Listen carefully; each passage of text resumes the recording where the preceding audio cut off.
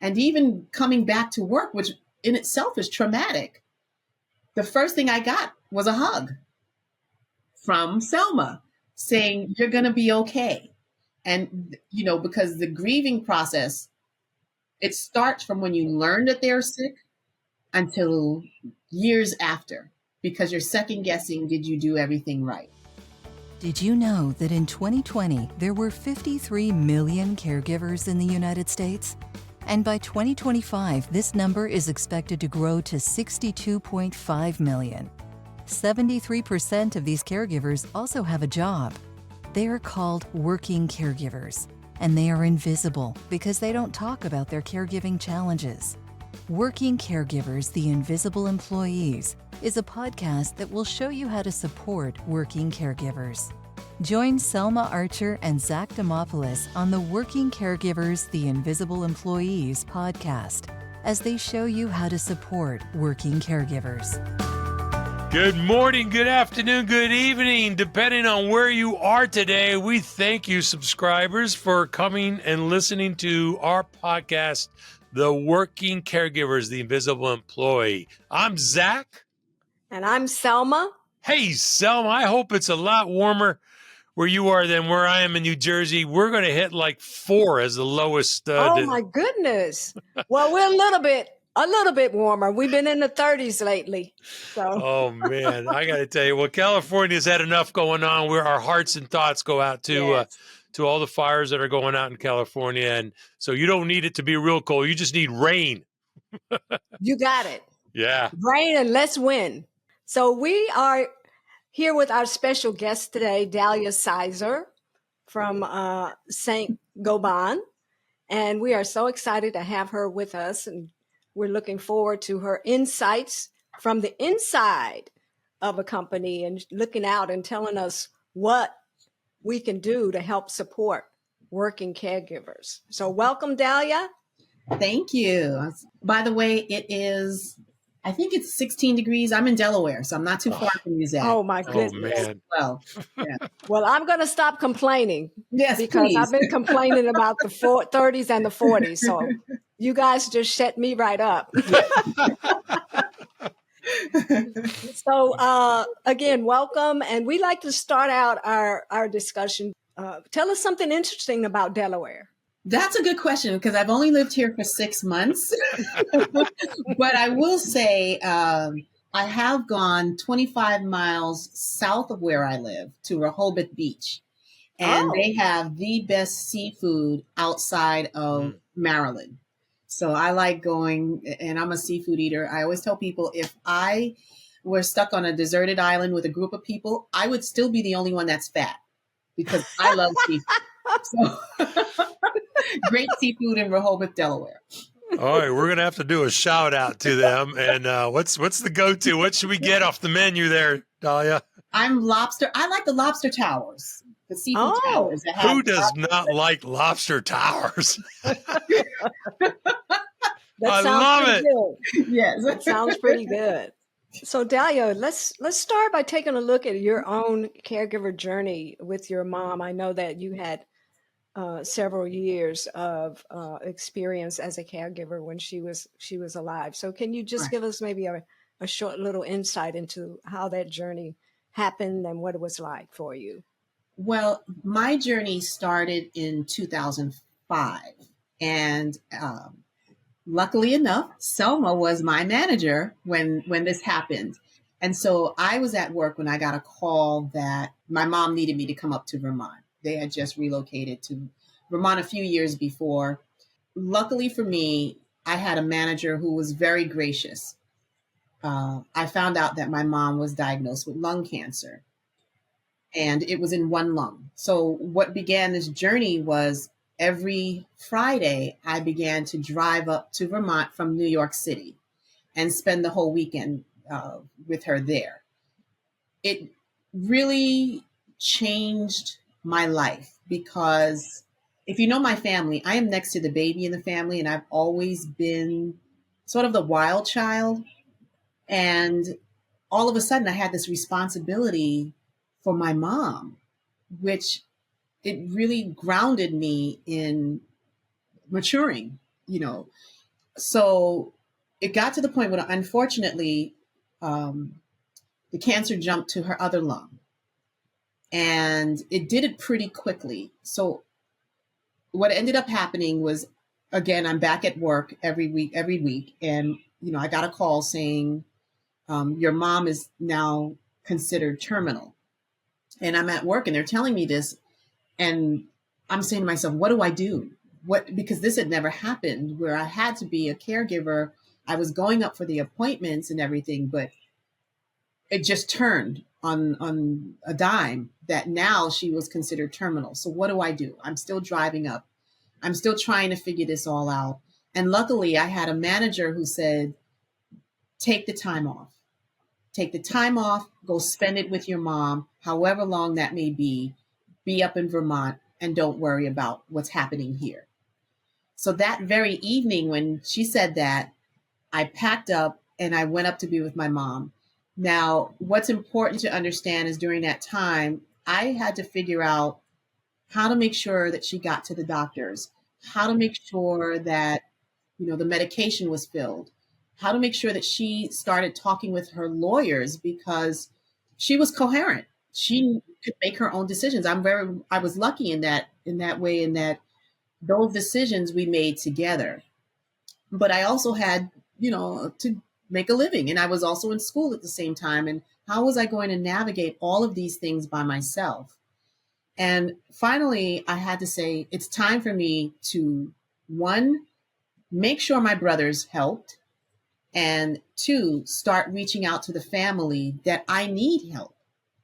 My condo payments still had to be paid. My car notes still had to be paid. I had doctor bills that still had to be paid. I still needed to make a living, but I needed to also be with my mom. So what I did, and I tell everyone to do this, instead of waiting for people to say, do you need help? Call. And I called her siblings and I said, listen, you need to go up and spend time with mom.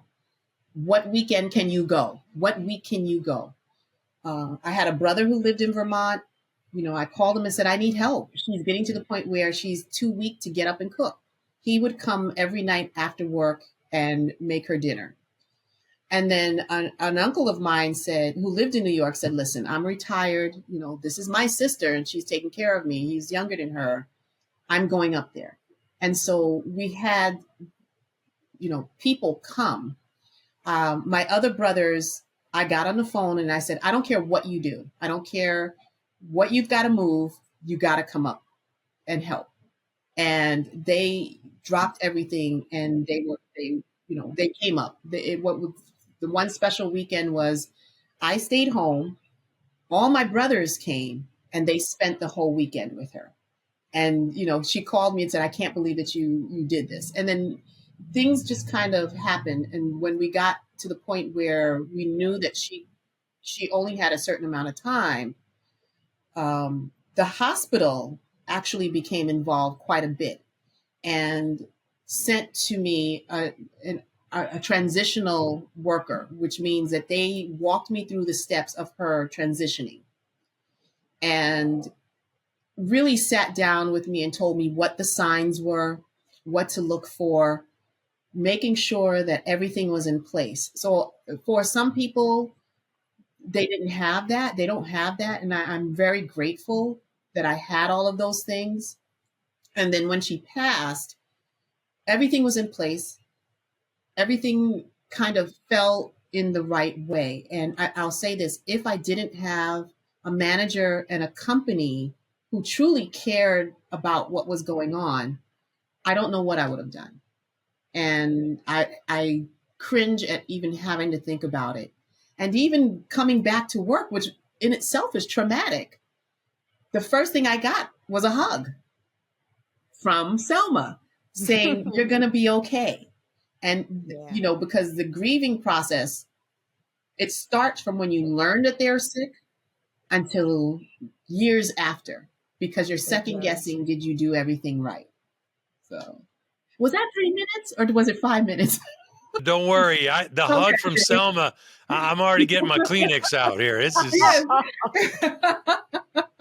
I'm going to just piggyback on that story. And one of the things that really jumps out, and I think we've all experienced this, is we learn that caregiving cannot be done by one person. Not at It all. takes a team, it takes a group, it takes a family, it takes a unit. And so, you learned how to get that support Yeah. for yourself, and you had that support at work. So my question for you is, as an employer now, Mm-hmm. what do you see as one of the major challenges for employers in supporting their working caregivers? This is really serious because as a Gen X, we are holding the hands of baby boomers and those before them. I think they're called the silent generation. Employers have to realize that this is a time and a position that everyone is going to go through, and that this is not a time to micromanage. It really is a time to be supportive of your employee and to work with them. Sometimes for some employers, it may be allowing them to work remote for an extended amount of time. We're in an era where we can do that.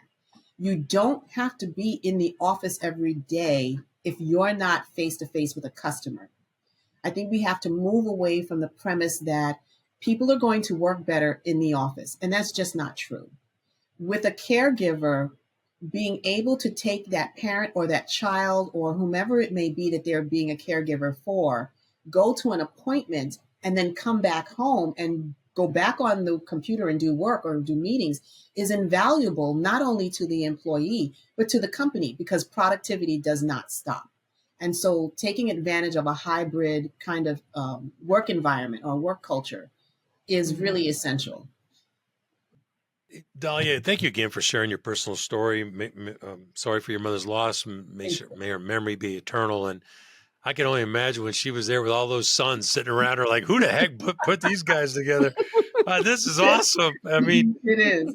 But I'm just thinking about as a follow up to Selma's question on the employer side, if you can just share a little bit on the employee side as a working employee who has to caregive like you did, going from New York to Vermont and doing all the things that you do, and also in your current HR leadership roles. Can you share a little bit about what a working caregiver goes through in terms of the workplace and work life? Well, I can also speak on that because I've been a caregiver to that same uncle who helped me with my mom. So I was a caregiver for him. I was a caregiver for an aunt. And we have a big family. My mom had 7 siblings. And so at some point, we were all caregivers, and we're a caregiver now to an aunt who's in her 80s in Florida. So for an employer, that support is so needed. And not only the employer, but your colleagues. They also have to understand what you're going through, because that culture can be very nurturing for a caregiver. And just someone that you're working with that understands what you're going through helps get the day through. And it's okay to get onto a meeting like we're having now, a Teams meeting, and saying, how are you? How's everything going? How can we help? Are you okay? And those words really resonates within a caregiver. And I do want to speak to caregivers who are parents that are caregivers, whether they have a child who is on the autism spectrum or have ADHD. That is also so valuable for them to hear that they're being supported, not only by their managers and their colleagues, but within the internal groups that we set up for our employees. Oh, that's great information. And so just wondering if you could point to something that you've experienced, from your employer that could be duplicated across the organization as very helpful to, a working caregiver, someone that was going through what you were going through at the time, because not only were you dealing with an ill parent, but you also had the distance issue. Right. And that makes it even harder when you have to do the traveling and you're not right there where you can go across town and and do something really quickly and get back to the job. Right. You have that distance. I think one of the great things about Saint-Gobain is that every single employee is given a laptop and they're able to work from home. But not only are they able to work from home, if for some reason they have to travel around the world to some other place to be with their family, to be with their parents, they can still log in and work no matter what time it is. One of the things I stress is that I don't care what time you get your work done, as long as you meet the deadlines. So I'm not going to nitpick if I don't see the green light on when I go on my computer at 8 o'clock in the morning and I don't see you there. But I've gotten the email that you have finished that project, or you have hit that deadline, or you have communicated to me what the next steps were in whatever you're doing. That is what is important. The productivity continues. So when you have a caregiver, I've had people who have actually been in the doctor's office waiting for their parents to come back with the doctor, and they're getting work done. So we have to loosen the reins on how we control people in this era, where being on these platforms and having social Teams and Riverstream and StreamYard and Zoom are available to us at the drop of a dime. I've even conducted meetings on the way, taking people to appointments in my car on my company phone, and just have it mounted up on the dashboard while I'm driving so I can still participate in the meeting. So. Yeah. Dahlia, you obviously are a caregiver, and we're a caregiver, and is a caregiver, and you've got the experience. But how do you help like a manager with good intentions that has no experience with any of this? Are there some tips that you can give a manager? Yes. One, be empathetic. There's a difference. And of course, we always say there's a difference between sympathetic and empathetic. Put yourself in the position of your employee and make yourself a steward, or the better word is, of servantship to your employees. That's the best thing to tell a manager. Tell the manager about EAPs, employee assistance programs. Make sure that the manager understands that that is a good avenue that an employee can take to help them navigate being a caregiver. And it's important for the employee to know that it's not just taking care of that other person, but taking care of yourself. That you have therapists available, that you have through your insurance company, that you have numbers that you can call to say, I need help, whether it is getting support, whether it is getting therapy, whether you need a group setting, whether you need a virtual setting. So employers and managers need to know what the compensation and benefits packages that are available to their employees. That's very important. Communication. Let the employee know, communicate what's going on so that I can prepare our team to be able to fill in on those gaps where you cannot be there. What tips do you have for that employee to go to their manager, to go to their supervisor and say, this is what I'm going through. I need some kind of support and flexibility, because that's where the communication breakdown is. Right. It's a two-way stream of communication. And if the employer doesn't know what the employee needs, there's a big gap. So exactly. What tips do you have for the employee? Number one, know what your compensation and benefits package is. Most people only go to what health insurance I have. And so they never do that deep dive into that packet that they're given at the beginning of the year or at the ending of the year for the new year coming in. Know what your rights are in that packet. That's number one. Communication. It goes both ways, and being transparent about what is going on. Transparency is pivotal. One, it protects you. And two, it allows your manager to make the right decisions to help not only to support you, but to fill in those gaps with your team members. And those are the most vital things that need to be happening. Take care of yourself. It's okay to have a spa day when you're going through all of this. It's okay to get your nails done if that's what you want to do. It's okay to take a couple of hours and go to Top Golf and do a few, what do you call them? Putty? tee-offs, whatever it is that Drives, I don't know. drives, whatever it is that can help make your day a little bit better. Yeah. Wow. Wow. That's amen to that. Selma's famous. I like to always quote Selma, but she's famous about always saying, put the oxygen mask on you first if you're going to help somebody else, just like the airlines. Exactly. Yep. That's it, exactly. There you go. Dahlia, when Selma and I talk to our clients, two things become apparent. One, exactly what you just said, just to reiterate the communication piece, clients will admit November, December, for benefit managers is like tax season for accountants, right? It's like big signups and communications, but then the rest of the year, we don't really do a good job communicating benefits. So that's one thing I know that organizations admit they could do better. But the other one that we have found that Selma and I have talked to clients about is that whatever you want to call them, ERGs, focus groups, but they do leverage these groups, especially around the caregiving space. Have you or your organization leveraged any of these? We do have ERGs, which are employee resource groups. Some people call them BRGs, business resource groups. And we have committees. So we have a parent committee that sort of fills in for parents. Our ERGs have been advocates pushing for better benefits for working caregivers. And so with Saint-Gobain, they started an initiative that's been rolling out for 2025 for working caregivers. But really, everything starts with grassroots within an organization. If you don't ask for it, it won't happen. Mm-hmm. And so tapping into those employee resource groups, if you're not a member, become a member, become an ally.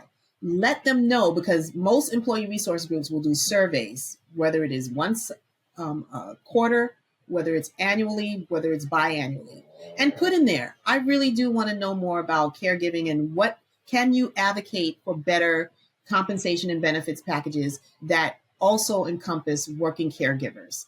Ask for, is there a neurodiversity initiative? Ask for those things. Is there something that helps our employees who are retiring and maybe facing these things? Mm-hmm. Is there something that we can tap into so that we can start preparing if in the event we become caregivers or need to be given caregiving? So you have to advocate. I love that. I love that. Dahlia, we know you're a caregiver advocate and a leader. You approached us one day about doing some education for your organization, which normally Selma and I are approaching clients to ask them if they'd like to do it. But you came to us. Why did you come to us? And now that we did the webinar, what do you think the benefits were? What was the feedback on it? Well, I have to tell you about how I found out you were writing a book. I actually called Selma, and I call her periodically because she is my mentor. I proudly say that to everyone. Selma has been a big mentor, a big cheerleader for my DEI journey. And I called her to talk to her about, I believe it was just something I wanted to do, and, whether I'm making the decision. Oh, yes. And I wanted to ask her to be on a board of a nonprofit organization that I am a vice chair for. And at the time she says, well, I'm writing a book and I don't know if I'll be able to do that right now. And I'm writing it with my writing partner, Zach. And I said, of course, me being nosy, what book? Because I'm nosy. So she told me about the working caregiver at that point. And the book wasn't, it hadn't been finished yet. But I said to her, this is something we need. I would love to read it. I would love to help on that journey to get this message out. And finally, when the book came, not that I'm pushing you that it took that long. I'm not saying that. It did. It took 6 years. Yes, it did. But finally, when the book came out, you sent me the copy of it and I read it and I was like, did you tell my story? Because this seems like the story that the story in the book. It wasn't my exact story. And so many of us have the same story. And I said, I got to have you in for an interview. When you all are ready to really start doing a webinar, please, I'd like to have you in. And after that, it was a matter of getting you scheduled. I asked one of our ERGs, which is called Lead, to go ahead and facilitate this and make it work. At the same time, I started talking to our benefits team about working caregivers, and they started saying, well, we've been thinking about that. And I said, it would be great if you watch this. We were able to get some of your books, and we passed it out to our senior VP of HR and to our CHRO, our communications team, and our ERGs. And everyone loved the book, the Working Caregiver. And I can't wait for your next book. Well, we thank you for your support, Definitely. but on behalf of Working Caregivers, we thank you for the leadership you are doing in HR and your organization to support caregivers. It's amazing.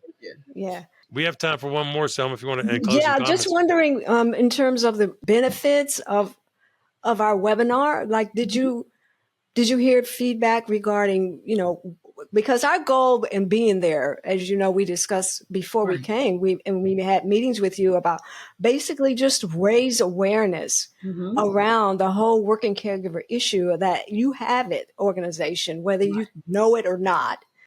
Right. And a majority of your employees are going to be impacted by it. So what do you think were some of the benefits of having the webinar? The greatest benefit was to bring awareness to our comps and benefits program that this is something that's needed. And that looking ahead, including that as part of your FMLA, which is your family medical leave, or leave of absence, making this a part of it is essential to evolving as an organization. And so it is on their purview. It is on their radar. It is talked about when we have leadership meetings, and integrating it into the fabric of Saint-Gobain is an imperative for the benefits teams. As Zach said, we're so happy that we were able to be a part of that experience. And it was great. It was great for us as well as for the company. So it really was. And we can't wait to have some of that lobster tower down at the beach with you. I know. We got to meet down there, and we'll go to one of those restaurants. I know what it looks like, but I couldn't even tell you the name. Well, thank you so much, Dahlia, for joining us today. We really appreciate your insights as an employer, and your insights regarding your own caregiver experience and the lessons you learned. So thank you so much. We truly appreciate you joining us as our guest today. Thank you. It's a pleasure. Thank you both so much. Thank you, Dahlia. You rock. Thank you. Thank you. Thank you for tuning in. Be sure to catch new episodes of Working Caregivers, the Invisible Employees podcast, every other Tuesday. Please also visit our website, invisibleemployeeadvocates.com, to subscribe to our newsletter, purchase our book, and learn more about how we can help you strengthen your workplace to become more supportive of working caregivers.